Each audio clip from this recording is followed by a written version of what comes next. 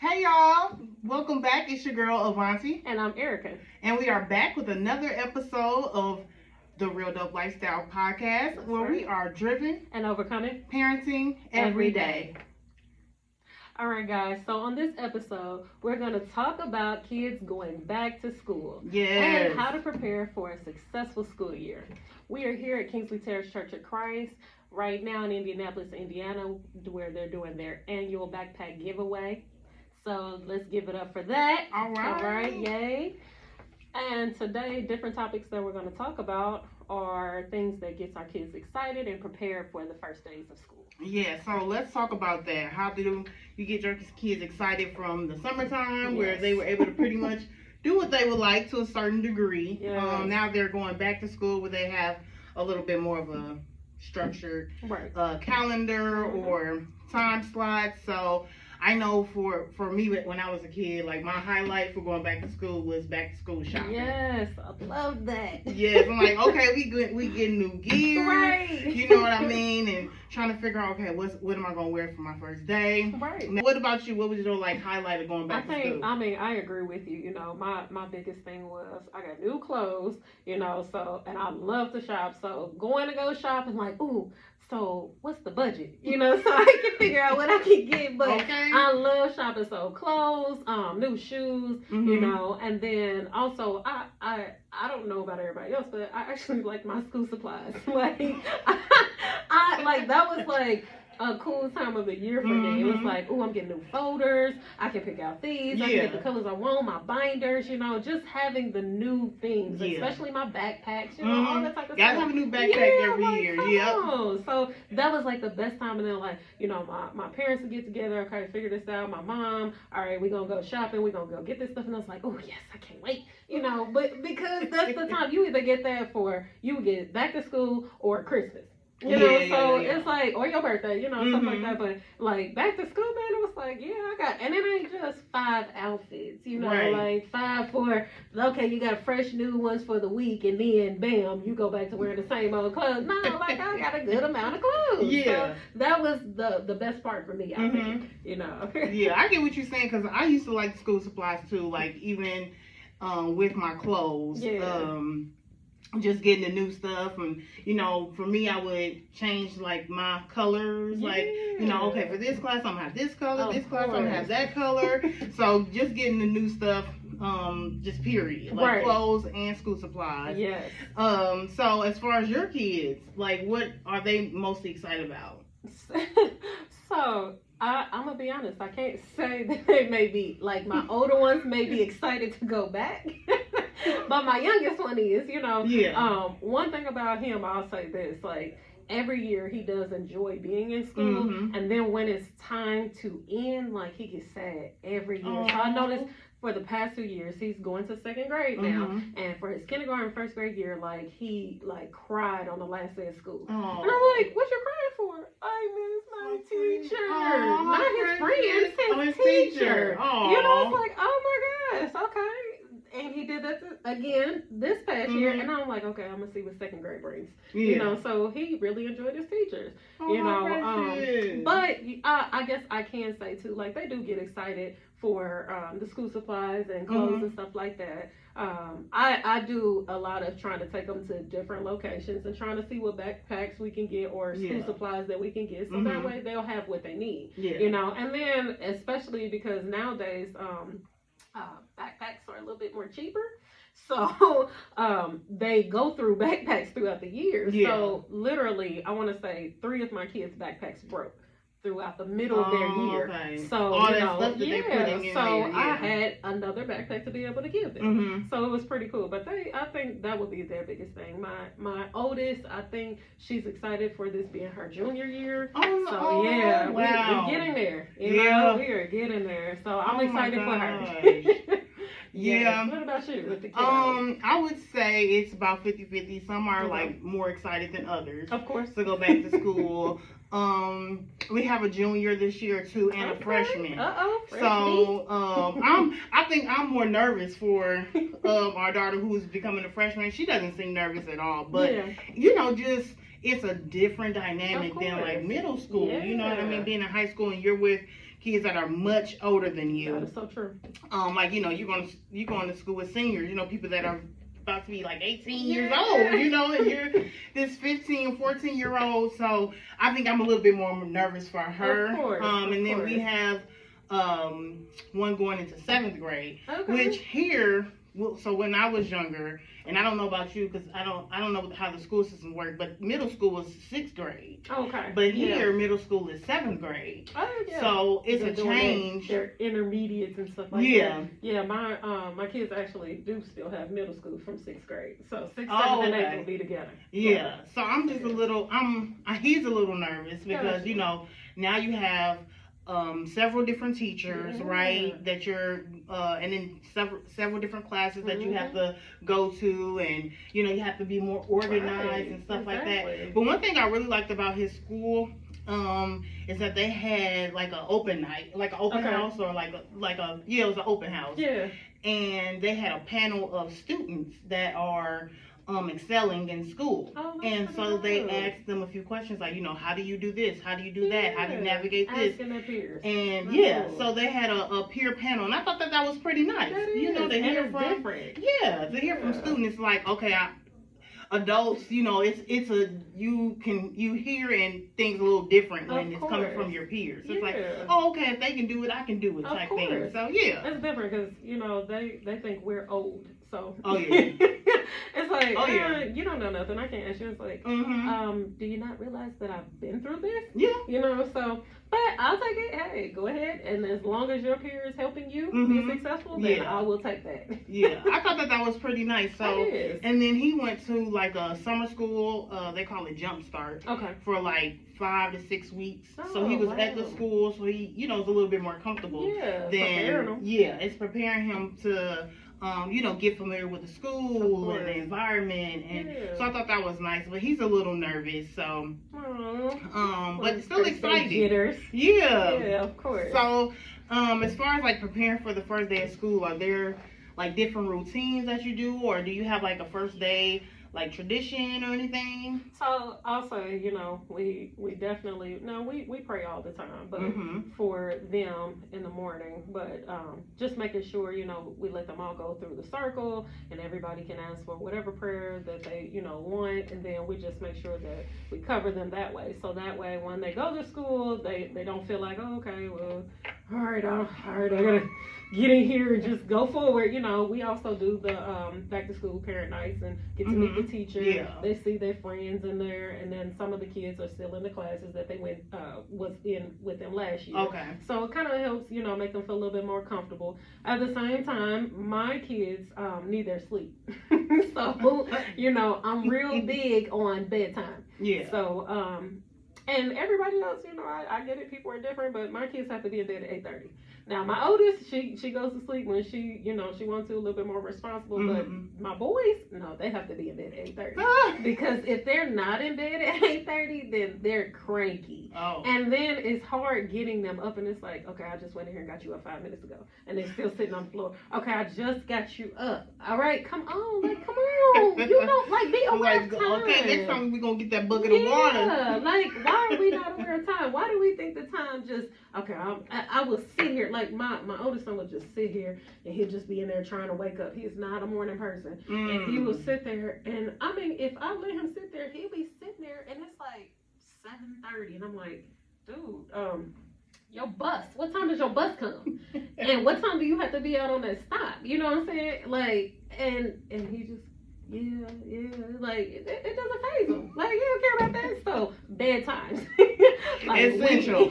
Definitely in our household. Yeah, we definitely do that. Getting school clothes ready at night, you know, because I want them to be prepared in the morning. So that way they're not running around trying to figure out what they, you know, got to do or anything like that. They, you know, take showers at night. You know, still some get up, take showers in the morning, and all this and that. Like, what else? Then that way they prep in the morning, eat breakfast, you know, we have Pop-Tart, cereal, all the type of different stuff, oatmeal, stuff like that, they can make themselves. But then, you know, they eat breakfast at school. If they don't want to eat at home, they eat at school. And then they go ahead and start their day. So, you know, every day I tell them, I say, hey, you know, make smart choices and do the right thing, be a leader, you know. Just trying to give them some encouraging advice before they start their day. Yeah. You know, because their day starts when they're at home, but at the same time, Absolutely. when they get on the bus, right. and then when they get in class. Mm-hmm. You know, and I just want them to make the right choices and smart choices. I didn't always do the right thing, and I didn't always make the right Absolutely. choices, but I am doing that now. Mm-hmm. So that's my whole focus. It's like, all right, come on, y'all, let's do this and let's get on that. Yeah. So that's my biggest thing. But yeah, that bedtime is a kicker, and I think it all goes with like knowing your children. Of course, because we have some in the house that it's no issue getting them up. Yeah. Like, you know, we get them up, they're ready for their morning, right. you know, and then we have some that are, you know, kind of like drag their feet, have to wake them up a few times, you know, so our youngest daughters, they usually shower in the morning because it wakes them up a little bit, you know, so we had to kind of go through that a little bit to learn that. Right. And then our oldest three, they shower at night. Most of them shower at night. You know, every now and then they may shower in the morning or do something different depending on what's going on. But they usually don't have any issues like getting up. It's our younger girls that have the challenge. You know, like they'll shower. Then next thing you know, they're like in their room, and I'm like, okay, it don't take you that long to get dressed. We got a uniform. Of course. So y'all are uniforms. So it's that much more easier for y'all. It's easier for you to get dressed. What's taking? Hey, sleep in the closet. Okay, let me. All right, we got to get up. Time to go. Like you know. So it's all about knowing your kids when it comes to that stuff. So I agree. When you do your bedtime, when do they start going to bed like as if they were going to school? Like you started during the summer, like the first. So I'll say like the week before that they get ready to go back to school.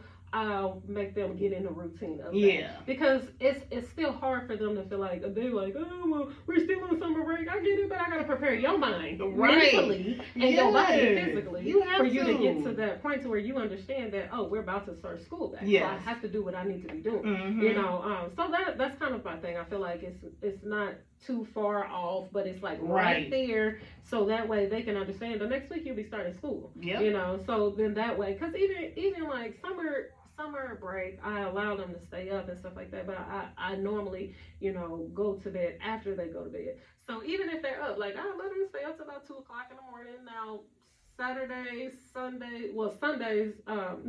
night, they go to bed early because we have service, you know, so I want to make sure that they get their rest. But as far as like the weekend, you know, and through the week, I would let them stay up. But I'm up too because I'm a night owl. I don't mind still getting up in the morning, but I know they're not going to get up in the morning. So I let them stay up and go ahead, get your, you know, y'all can watch movies, but I come out there, check on them, make sure they're good, because, you know, I make them put tablets away, all that stuff, because that way I know you're just focused either on TV or you're going to go to sleep. You know, but yeah, that's kind of what I typically do. What about you? Oh, girl, I'm 2 o'clock. I've definitely been under a few times by that time. But yeah, I'm a night owl to a certain extent, but 2 o'clock, ooh, that's a stretch for me. I'm going to bed like 10, 11 is like my sweet spot. Pushing it. Yeah, 11 p.m. is like my sweet spot. Honestly, that's more so if like when I get exhausted, then I will shut down. Like, and then it's just like, all right, I really want them to go to bed, but I don't want to ruin the fun. And I just don't like them just being awake because I don't know what you're doing. You know what I'm saying? Like moving around in the house. Like, what are we doing? Okay, so that's my biggest thing. But so I tried to be mindful of that as well because you know we was teenagers and kids and all that, and you want us to hang out, but the difference is we ain't do none of the stuff that they doing. So I ain't gotta worry about that. I ain't put my parents in those, you know, situations. But so that's kind of what I do for them to get them back on a routine. And get them back into understanding. But at the same time, like I never really left a part of the routine because like showers, when they take showers, like all right, shower start at this time, so they know that even throughout the summer they still gotta have some type of routine. It still was something going on, so that didn't, you know, we didn't deviate from that. So I feel pretty good about it. I'm hoping and praying and wishing that they do really well this new school year. I am really praying that they do really well in this new school year. Well, I know the babies are gonna do good. So when it comes to like activities and stuff, how do you go about finding like the right activities for your kids? I know, most of my husband is very set on kids being in activities, and I agree with that, because I feel like the more you're exposed to, the more you can kind of challenge your brain, or challenge your and your physical. You can challenge that as well by you doing like different activities, trying new things. And so, how do you go about like finding activities for your kids? Or so I know a lot of our things, we have 5 kids, so everything costs, of course. So I know I explained to you earlier just about us doing basketball with the boys. So we did basketball one year just to try it out and see. And our youngest wants to do it. We did it with 2 of the boys. My oldest didn't really want to get into it, and my youngest, he didn't really know if he could get into it. But the 2 middle boys, they decided they wanted to do it, and they did it, and it was cool. It added another thing to our schedule, so it keeps our schedule compact. And at the same time, like, we have activities that go on at the church, so we have youth events and youth functions and things that they are a part of. And at the same time, we as grown people have things that we have to do as well for our jobs and for our kids and for our church as well. And like my daughter, she just started a job, so she's working now, so it's like, all right, I'm trying to make sure that we get her on. She has a permit, but at the same time, I'm trying to let her drive without feeling nervous, and like, okay, I don't want her to feel nervous, so I can't be nervous. She don't want to feed off your energy. Exactly. But at the same time, it is a little nerve-wracking because she acts like she's not nervous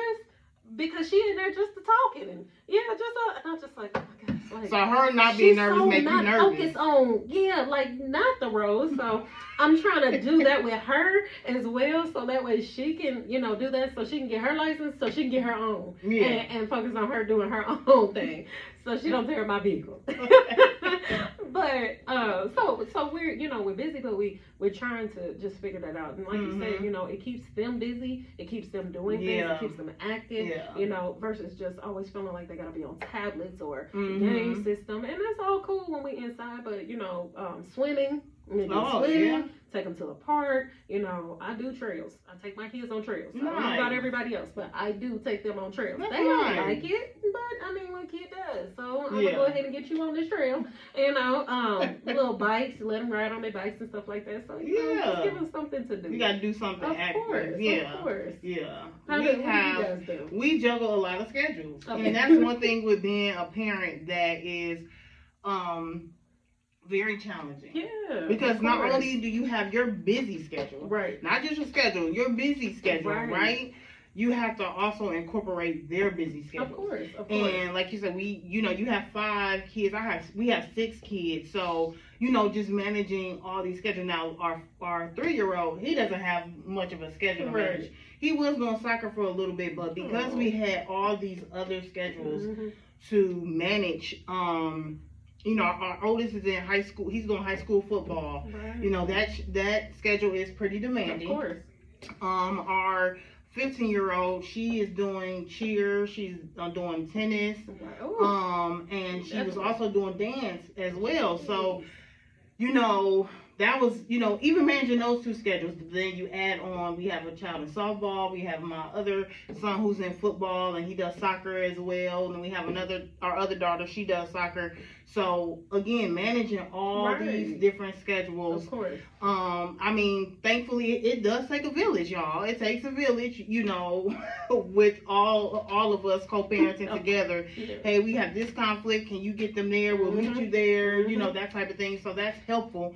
But as far as getting them in activities, we allow them to kind of pick what activities they enjoy. That way they're not forced into doing something they don't like. Because sports is not for everybody, right? True. But being active, we do like for them to be active. But if you're interested, like my son did robotics for a little bit. Oh, that's nice. So we we like to get them into different things. My daughter, she did a play at school, the Willy Wonka. And so, they had to do a lot of rehearsals and stuff. And she was, when I tell you she was in her element, she was in her element. So no, that wasn't, you know, a physical activity, but it was an activity that she enjoyed. And again, it was another schedule for us to manage, but at the same time, it was rewarding for us to kind of see her in her play. So look for activities, you guys, like in your local communities. As Erica said, you know, activities cost. Yes, they do. So look for activities in your communities, your churches, recreational parks. Centers. So that's where we did a lot of you know, free events from the park, whether it was water or just different things. Different churches had like the VBS camps and stuff that. So you know, nice. I took them to those. So it was just something different for them to be able to do that was inexpensive. Yeah, they have those like year round. Yeah, too, like in the rec centers and stuff like that. You know, drawing, music centers. Yeah.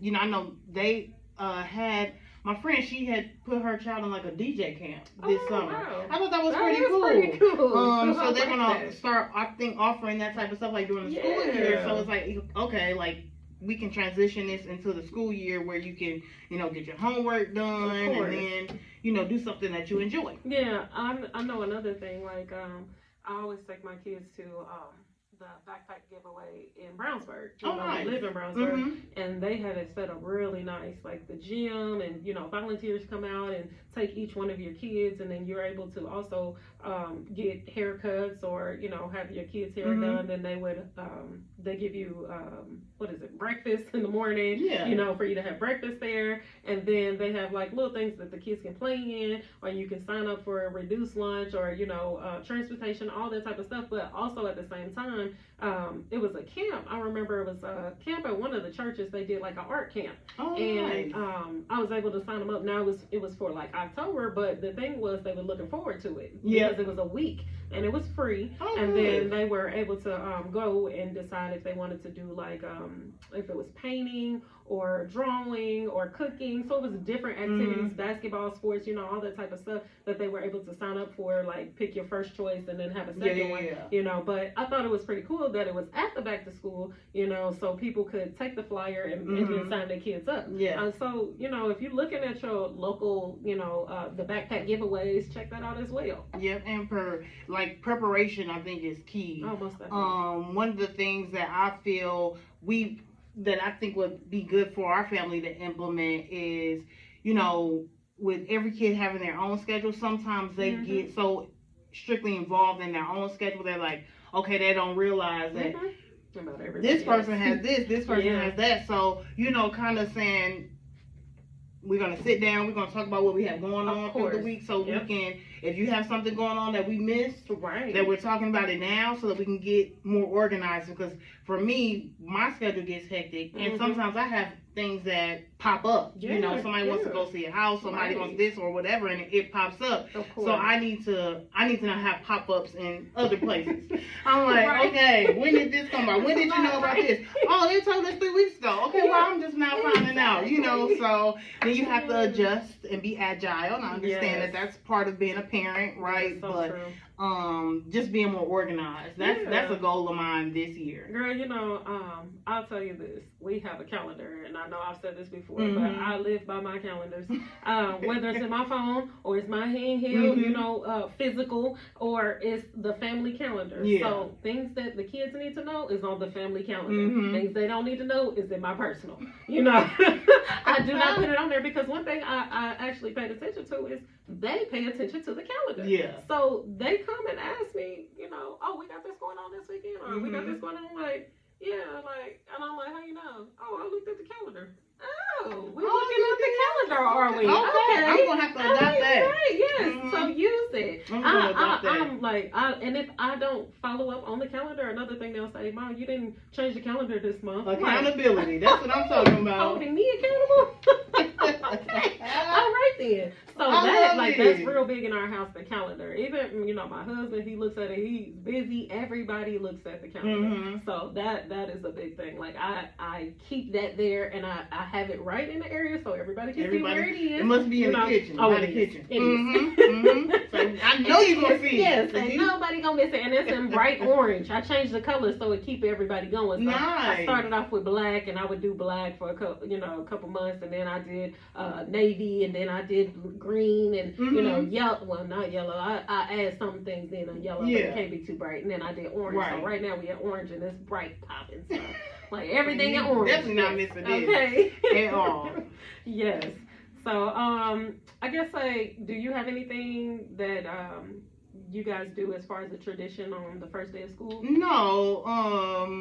I do try to make like a breakfast. Okay. But other than that, not really. I think that's a good idea. Something for the kids to look forward to. But I think the school shopping should be enough.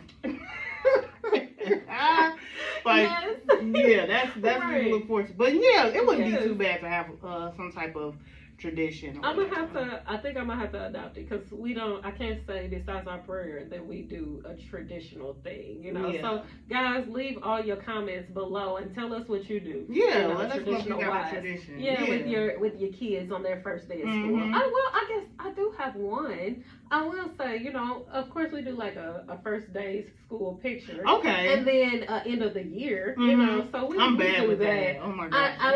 I've been keeping it. I can say I started with my youngest, and that was why I feel real bad saying this, because we got too many kids that I could have started with.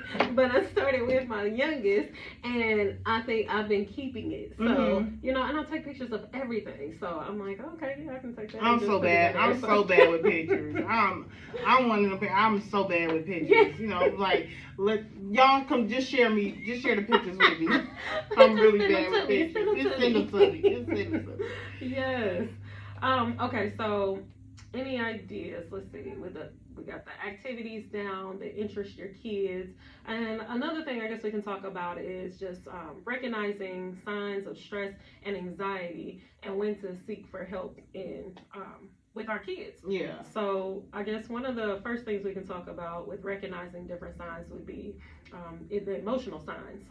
So something like excessive worry or being irritable, so frequent and intense worries about everyday activities or events, and then the increased or frequent mood swings.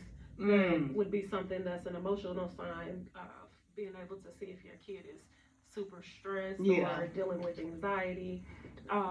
Behavioral signs, difference in their behavior. So if they're avoiding different situations or avoiding trying to go to school, I know even my daughter at one point in time just dealt with a situation at school, and this is why it's very important for you to communicate with your kids, because if you don't, then they'll just be saying things to you, and if you're not in tune to them, then you'll just let them go ahead and be doing it. Yeah. So she had a situation that she dealt with at school, and we talked about it, and she felt like, I just don't even want to go back. Well, that's always the first, thing that will pop into your head. I don't want to go back, because I got people that I sit with, and I only sit with these people, so to go to school and I have to sit by myself, or to go to school and these people could potentially be talking about me, it's so many thoughts that goes into a kid's brain, and as parents, you forget that,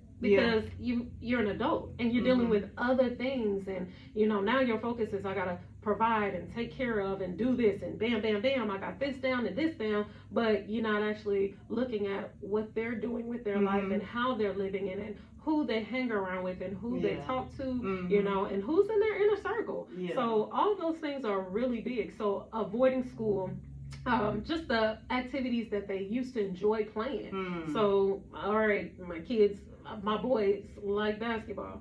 If I notice now all of a sudden he doesn't like basketball, it's gonna be like, okay, what's going on? That's gonna really pop into my head, because I'm so in tune to him. Like, I don't care if that boy, I say, here, take this to the trash. He's shooting a shot, like, throw it in the trash. Stop. Just throw it in the trash. He's shooting a shot. So if I don't see him do that, then I'm like, okay, something's up. So really paying attention to those signs. the restlessness. Mm-hmm. So if they're, difficulty sitting still or fidgeting all the time, hyperactivity, anything like that, then those are the signs to be able to look at. Mm-hmm. Physical signs, with stomach aches or headaches all the time. Oh, my stomach hurts, my head hurts, Yeah. Other physical alignments without any clear medical cause, then those are things to just kind of be in tune to with your kids. And I guess I'll say one more thing would be, just them being fatigued. Super tired all the time, or just super low energy, or even if they're coming around you, it's like, hey, yeah, what's going on? Hey, it's just doubting spirit type stuff. If they're feeling like that, then these are the signs to worry about when your kid is dealing with stress or anxiety or having some situations that occur in school that you may not know about. And then also another thing that we would add in here is, if you see these signs, then what are some different things that they would be able to cope with? Yeah. How can we help our kids cope with these signs? One, go back to keeping that communication open. That's important. They need to know that we're listening to them, and we're listening to them without judging them. Yeah. Because and I know we've all dealt with this, but for our kids, they feel like, okay, I can't tell you anything without you already assuming that you know how it went down, and you judge me for what I did when you don't even know the full situation. Right. You know what I'm saying? Yeah. Sometimes we do just go there. We're straight there. And it's like, okay, well, and things that seem simple to us are not that simple to them. Right, sure. So we don't want to downplay their feelings and act like, oh, it ain't that big of a deal. Like, no, like, don't, just get over it. Don't do that. We want to make sure that we leave that communication open and validate their emotions. Yeah, acknowledge it. And exactly. Yeah, and I think that's huge as a parent. Of course. Because, like you said, we see it as very petty or very small, and for them, they're in that, they're living that day to day. So for them, it is big, just like we have things that's going on in our environment where, we talk to our parents, or we talk to even our kids. They may say, okay, you tripping about that? Right. And so it's challenging as a parent to really go to their level, of course, in certain situations, because you're like, okay, like, we know it's not gonna matter. Yeah. You know what I mean? Yeah. Like, we know what it looks like on the other end. Yep. But for them, they're in it. I had one of my daughters. When she was in second grade, she was kind of going through some things with her friends, and I saw a change in how she would get in the car. Yeah. And because I was so used to her. Of course, I always say, how was your day? And, sometimes she would just kind of tell me some things that's going on. And at first I was like, okay, like, that don't even matter, right. But then I can see how it was it was affecting her. So then I kind of had to say, okay, put yourself in her shoes. Of course. And go, naturally, I can't really go back to second grade. You know how my memory is, girl. So I really couldn't go back to second grade, but I'm just like, really understand where she's coming from. Of course. And so I just, would say, do you want my advice, or do you want like, what would you do? And so I would talk to her like, this is how I would address it, and, maybe look at it this way, or maybe look at it that way. And she's very intelligent for her. She's like, okay, I can see where you're coming from. That's good. But that validation is huge for them. It really is. It can be challenging for us, again, because we're on the other side of it. But that validation is major. And it acknowledges their fears. It reassures them that everything is okay. Especially coming from a parent that they trust. Someone that they trust. You're acknowledging that, hey, everything's going to be okay. Yeah. And you will get through this. And even, I'm real big on giving a piece of my situations. Showing them, hey, I went through something that may have been similar. It may not be just like this. Right. Our friends may have been different or whatever, but it may be something similar that they can say, wow, like you said, your daughter said, oh, wow, yeah, I can see that. And they need that. Yeah. So being able to give them that. Another thing that we could do to help them cope is establish routine. So consistent schedules, create that daily routine to provide structure, and predictability. So your practice your school mornings, rehearse. Hey, if we getting up in the morning, hey, this is what we're gonna do to try to ease them into the transition. So every morning we getting up at 7. Now in my house, I know I established they go to bed at 8:30, but they also get up at 6:30. Yeah. Okay, so they're up because I know my kids are not the type of kids that I can get them up at 7 and they can just go. No. So I gotta get them to 6:30. That's easy. You gotta know your kids. We established that, and it wasn't easy at first. It was hard because it comes back on us as parents. We have to get up with them to be able to show them to get up. So that way you have the time to be able to get ready, make up your beds, and brush your teeth, wash your face, put on lotion, all that type of stuff that they do not do. Still, so that's the stuff that we're trying to prepare them to do, and those are things that you guys can practice in the morning. Practice those, rehearse getting ready, so that way it eases their anxiety if they are dealing with anything like this. Another thing would be to visit the school. So tour the school building, meet the teachers in classrooms to reduce any unknowns. Right. So that's helpful. Yes, definitely. Because one, they get to meet their teachers. They're meeting peers at the same time that they do meet their teachers. So it helps them feel a little bit at ease, especially if they haven't been in school before. So kindergartners, it's a little bit harder, dealing with this, or elementary transitioning to middle school, or middle school transitioning to high school, because it's all new to them, and I don't know if my friends are gonna be here. I don't know if I'm gonna like this person or not. I don't know if people are gonna talk about me. So at the end of the day, everybody wants to be liked, but these kids are learning too. Like, I have to fit in. So before, back in my day, Crocs was not the thing to wear. Okay. Now when you look around, everybody has Crocs. Like, they're the new Jordan. Okay, so it's crazy. Like, we used to stand in line for Jordans. Now people just wearing Crocs like they Jordans. Putting charms and everything in there. That's the new thing. But everybody wants to fit in. And so those are the things that with our kids, they just want to know, like, okay, everything's cool. Oh, I got this, or this is the latest thing that I'm with everybody else. Another thing we could do is practice having a positive mindset. That's huge. Affirmations. Yes. I tell my kids this all the time. I say, hey, you have to start by changing your mindset first. If you think you can't do it, of course you're not going to be able to do it. But if you tell yourself, I'm going to get it. And if you fail, it's okay. That's okay. You learn something. Exactly. And I can try it differently. I don't care if you failed multiple times, and to the point where you're like, oh man, I just want to give up. But don't. Keep pursuing, keep pushing and keep doing it. And then when you have people that surround you, that pour into you and say, hey, do this, man, that's even that much more better. Having the people around you to support you, that piece that's right huge. There, that is huge. Yes.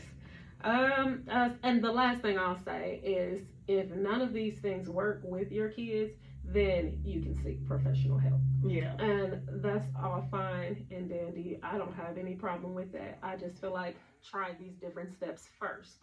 There are multiple steps that we can try before we decide, hey, I'm gonna reach out to professional help and get this. And then you want to go ahead and seek counseling from your school counselors and the mental health professionals, and then also support groups, because support groups is like-minded in a way. So when you have that, you have people around here that's going to support you, because we're all dealing with something. So I think that piece would be big. So these are just different strategies that will be able to help all of you parents out here to deal with, help your kids cope with anything that they're going through, and just keep all this stuff in mind. And if you have things that you can also help with us, comment below, leave everything below, and we can help each other. Yep, that's what it's all about. We're, each other's village. We know how anxiety can build up, and it is a thing for both adults and kids. So, using some of these tips, these tools, we want to thank you all for joining this episode of the Real Dope Lifestyle Podcast. We've covered some great tips, some great strategies with you all on preparing your kids and even yourself for the new year, for the new school year, from easing anxiety to establishing some routines and some productive routines. So we want to, as we wrap up, again, you guys, like, subscribe to our channel, and leave a comment. Please. Share with us some tips that you all are using. And your experiences. Yeah, your experience. That would be great to hear. Yes. So, you may be able to inspire another parent like yourself. So, again, we want to thank you all for joining this episode. And until next time, y'all, be dope.